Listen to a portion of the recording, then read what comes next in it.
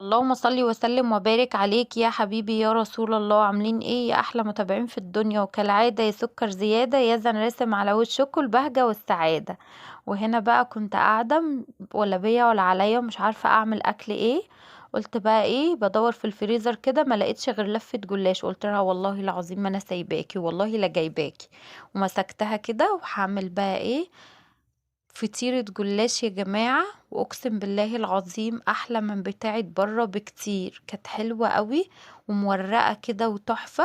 وانا بقى جبت الصينية، يلا بينا نسمي بالله ونصلي على الرسول ونحط لايك للفيديو حلو منك كده، ونشوف عملناها مع بعض ازاي. جبت صينية ودهنتها من رشة من الزيت، وحطيت طبعا لو لفة الجلاش 12 لفة احط من كل طبقة زي ستة من هنا ال12 وستة من ورقة هنا. دول هقسمهم 6 من تحت و6 من فوق. طبعا حطيت ال6 من غير مادة دهنية خالص، لسه ما حطيتش اي مادة، اللي هي اللي رشة الزيت اللي انا ضفتها في الصينية من تحت.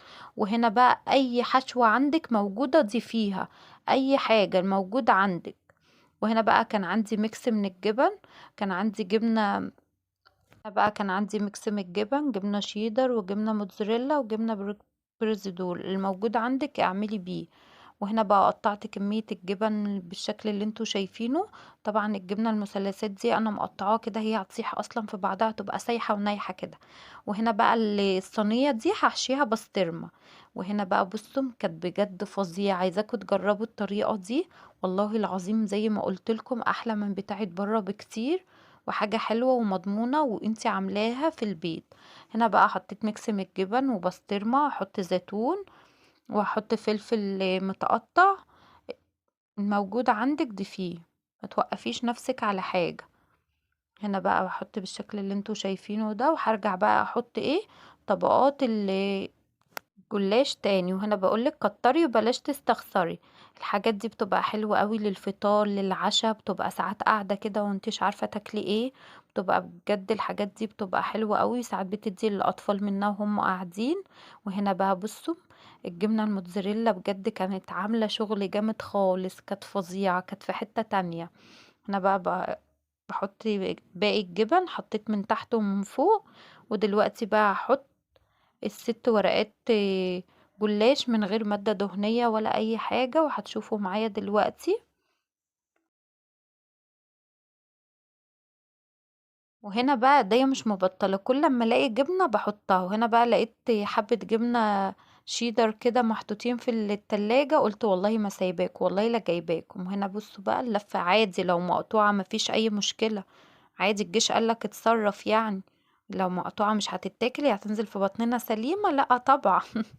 انا هضحك معاكم، عادي الموجود عندك اعملي بيه. وعملتها والله العظيم كانت حلوة بجد وكانت فظيعة. هنا بقى بضيف الورق كده،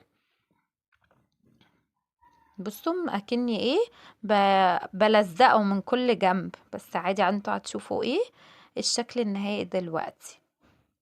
وهنا بقى بصوا خلصتها.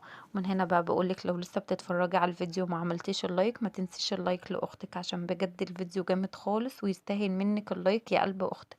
وهنا بقى بقطعها، قطعي التقطيعة اللي تعجبك، قطعي اللي انت عايزاه، بس لازم تتقطع قبل ما تدخل الفرن.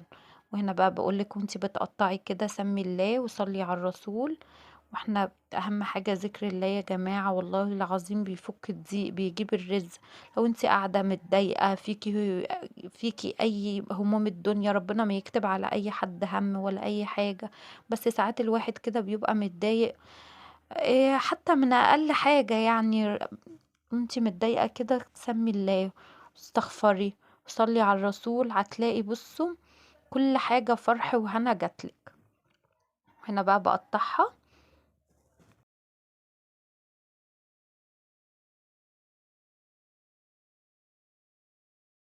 وهنا بقى جبت كوباية لبن وحطيت فيها معلقة بيكنج باودر. طبعا بيكنج باودر ده هيخليها مورقة كده، وضفته على اللبن وهيخليها في حتة تانية خالص. انا قلت لكم محطتش مادة دهنية خالص في اول الفيديو غير في الصينية. هنا بقى احط ميكس من الزيت وميكس من الزبدة، بجد كانت في حتة تانية. وهقلب بقى المكونات دي كلها مع بعضها، وهضيفها بقى ايه على الجلاش وهدخلها الفرن.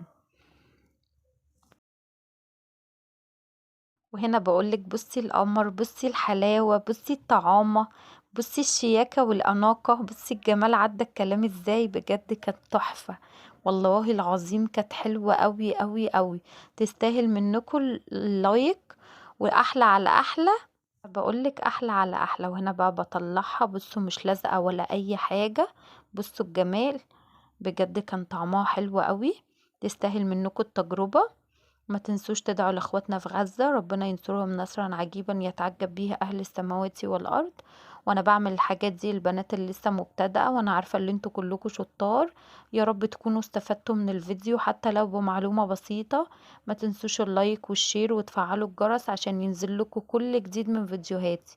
بحبكم في الله يا احلى متابعين في الدنيا. اشوفكم على خير في فيديو جديد. وهنا بقى بصوا بوريكم بصوا مورقة ازاي من جوه، بصوا بوريكم الجمال، بصوا الحشوة، بصوا.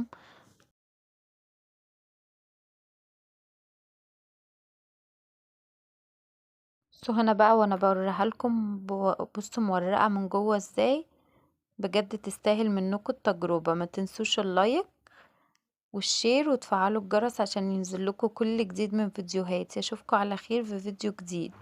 دعوة حلوة ولكم بالمثل يا احلى متابعين في الدنيا. بحبكم في الله.